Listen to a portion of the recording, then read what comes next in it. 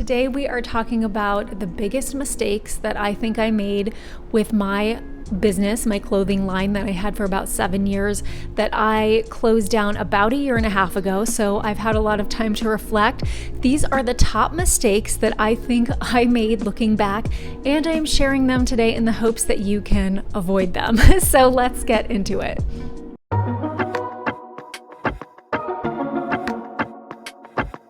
Hello, my friends. I'm back after quite a long break, so I'm so happy to be back chatting with you guys about the foundational aspects of starting a brand, mistakes to avoid, mistakes I have made, which is what we're going to talk about today. My name is Kendall, if you don't know me. I'm a Parsons graduate. I'm a mentor for people starting their fashion brands from scratch, and I also had my own women's wear line for about 7 years, which we're going to talk about today. So I took a long break. I am back. I wanted to wait until I could be back kind of consistently on a weekly basis again. So here I am, hopefully back every single week. And I have a bunch of episodes planned, which I'm excited about. But of course, if you want me to cover anything, be sure to leave it in the comments because I would honestly love to know what you guys are looking for, what you want me to cover. And be sure to like and subscribe because it really helps me. Thank you guys so much. Okay, so today we're going over what I think my biggest mistakes are in terms of my own brand that I had for about 7 years. So if you didn't watch my episode called Why My Clothing Brand Failed, be sure to watch that because I also go over some of the mistakes that I made. Some things I couldn't avoid, some things I could have done better, and I think that's a really helpful episode too. So I will link that here. And I was watching it recently because I was trying to remember what I said, and I realized, I have some other things to add. Not that I'm nagging on myself. It's good to reflect on these things. You live, you learn. Hopefully you get a lot out of your quote unquote failures. Just by learning from your mistakes. Okay, so today let's go over, I think I have 5 things to cover that hopefully will help you guys as well. Okay, number 1, expecting my direct-to-consumer brand to just magically grow without doing any extra work, any extra heavy lifting, any paid ads, anything like that. I might have done a couple paid ads, but nothing extensive. So this might sound crazy, but in 2017, when I launched the direct-to-consumer thing, meaning you sell online only, it was kind of new. It was kind of fresh. It had only been maybe a couple years since Shopify launched and you could feasibly do it yourself, do an online store by yourself and have only an online presence and not be in stores. So I think I was a little arrogant about it because I like to be on the leading edge of things. And I was like, oh, this is the future. Nobody's going to do stores anymore. So I was like, I'm not going to mess with wholesale. I'm not going to be in stores. I was a little arrogant and naive about it because I think, as we know now, it's still important for people to go into stores. People like that. I like going into stores now more than I ever have because I'm tired of the online only thing where you don't know what fit you're going to get.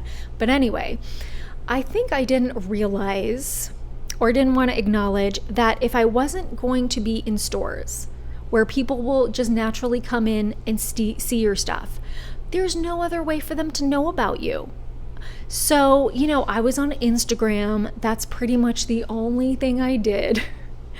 I didn't really, like I said, do any ads or anything else. I did a little bit of press outreach, which I've talked about before. I didn't like doing that, so I didn't do that much. And I was in a few publications. But other than that, I didn't really try that hard to strategically get people to know about me. And I was always disappointed at my number of followers and my sales. And it's like, well, I wasn't really dedicating a lot of time or effort to just outreach, to getting people to know about me, to doing paid ads, to learning about that and if it would have been effective. I think I was just a little bit in the dark. So now I know if you're going to be an online only brand, you have to dedicate that same amount of time and effort and money, maybe even more money, that you would trying to connect with stores to do wholesale, or maybe even having your own wholesale or your own brick and mortar store. You have to dedicate that same amount to other strategies, getting people to know who you are. Okay. And I know that now. Number 2, this is a little bit in the same vein, not putting myself physically in front of customers enough. So again, I was arrogant about the online thing. I didn't think, I needed to physically be in front of people, whatever.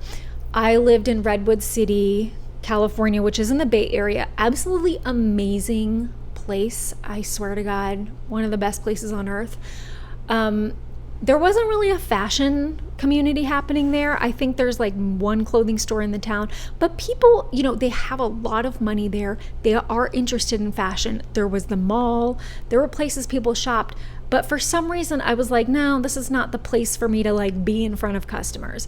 I was only 45 minutes away from San Francisco. I should have been doing more to physically get in front of people, to get people to learn about me. And I just didn't really do it. I didn't think it was important. Now I know it is. And I did do 2 craft fairs, okay? I did Renegade Fair in San Francisco. If you've been to a Renegade, then you know what I'm talking about.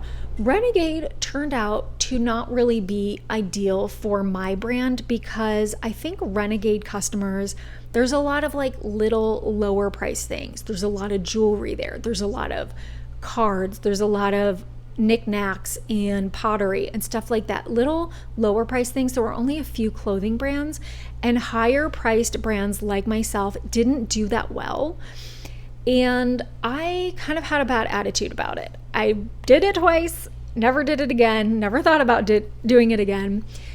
But now I'm reflecting on it, and it should have been a good experience. Okay, so I was busy comparing myself to the person next to me, which the first time I went was a jewelry designer. The second time I went was somebody that just sold hairpins, and I swear to you guys, they must have made 10 grand per day. Okay, they were selling freaking $30 hairpins all day long. So I spent the day comparing myself to these people whose stuff was flying off the shelves, when I should have been just really getting something out of the experience that I could, which was, okay, maybe I'm not gonna sell as many things, maybe I'm not gonna make as much money, but I can get a lot of out of that experience, which is meeting customers, getting people to know who I am, selling myself, getting people to join my email list. Maybe taking from that experience, maybe I should introduce some lower price things that I can sell next time I come. The people that try things on, can I just really get their feedback on the fit and the fabric and what they like about it and what they don't like about it? I could have had such a better attitude and learned so much more, and just realize the importance of physically just putting myself there in front of their eyeballs. With in-person things, now I know it sometimes takes a while. You want people to come back year after year. They recognize you, they get to know you, then they start to buy from you. Okay, it's a slower process oftentimes than just them finding something online and buying it, but it's an important process. And now I know next time I have a brand, if I have a brand ever, I will do things in my community, because those are the people that are going to support you first and forever. People love a local brand. I'm in Denver now. I would do so many things in person. I would do pop-ups. I would do consignment. I would do wholesale. I would definitely do wholesale now, knowing the importance and just the specialness of being in front of people in person. And, that way it's the shop that has to do the work also, right? They're doing advertisement for their store. They're bringing people in, and then people naturally find out about you. This is what I would do if I had another brand. Okay, number 3, not taking an honest look at my numbers. Okay, so we've talked about this before in another episode. I was kind of selling what I wanted to sell This is something that I've learned over the years. You kind of, as a designer, have to walk this line between trusting your own intuition and your own kind of like creative genius and taking an honest look at what people actually want and what they're buying from you. Because at the end of the day, you have a business, okay? You can't just do whatever you want. So when I was wrapping up my business, I wanted to have all of my, documents in one place. So I was going through and looking at all the things I've ever sold and looking at what sold and what didn't. And now I can't remember what it was. I think it might have been a top or maybe the pants. There was something that I kept doing season after season after season. Like, yeah, these are selling fine. And then I go back to look at the numbers after 6.5 years, and I can't remember what it was, but there was one piece that hardly ever sold anything, and I never realized it. I was in such denial. I should have tried for a few seasons and been like, no, this is not selling well. I need to pivot. I need to maybe this kind of style is out of date a little bit, or there's something about this people aren't liking because they were buying other things. And I should have leaned into the best sellers instead of the worst sellers. So this is just something I tell people now. You need to have a certain objectivity to your brand. I know it's very personal at its core, but if you're going to be a successful business person, have a certain objectivity and take your own feelings out of it a little bit, okay? So you need to be able to look at the numbers, be honest with yourself, not get too attached to things because you are a business. Okay, number 4. Okay, this is just a problem, personal problem I have. I never put the money and profit strategy first in anything I do. In fact, my husband always makes fun of me because I have these ideas and he's like, how are you going to make money off that? And I'll go, oh yeah, I didn't think about that. It's not really a money-making thing. So the money strategy and the profit is something that we as creatives tend to ignore, but is really, really important. I think next time, if I ever start a brand, I will go into it with a clear business plan. I'm not always an advocate of you have to have a business plan. You have to have every single thing written down because there's a lot of factors you can't predict. But a clear financial strategy, and with my eyes fully open, okay, this is what I need to make to keep this afloat in a successful way. If I'm not doing this, I need to cut back on XYZ. Instead of what I did, which was to go full steam ahead for years, putting every cent I ever made back into the brand, which, you end up doing. But I think the finances were the last things on my mind. As long as that bank account is above zero, it's cool. I'm just going to keep doing what I'm doing, how I'm doing it. But in the future, I'm going to be much more strategic, much smarter. I think I would even take some finance courses or something like that, or have an accountant. I always just use software. I think I would have an accountant to advise me on strategy, what to do in a smart way, because at the end of the day, you need to survive. Your business needs to survive. And I think we all need a little help with that as creative people. Okay, number 5. This is something I talked about in my Why My Business Failed episode, but I had to include it in here really quickly because it's a big one. Doing every single freaking thing myself. Never reaching out for help, never hiring somebody. I should have at least tried to have an intern because a lot of things got put on the back burner that just never got off the back burner because I didn't have enough time for all that.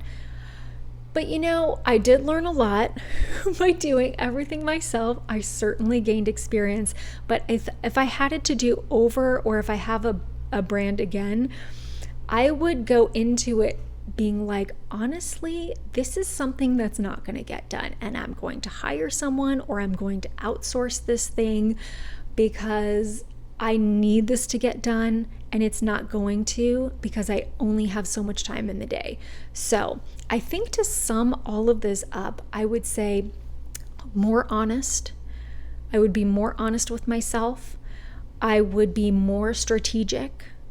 I would be more thoughtful about things. Like everything would be more thought through, more planned out, and I would be more slow and methodical. I was always rushing. I talked about this in my time management episode, which I will also link. But I was always, I never planned anything out in advance. I was like, oh my God, I have to get ready for the next season.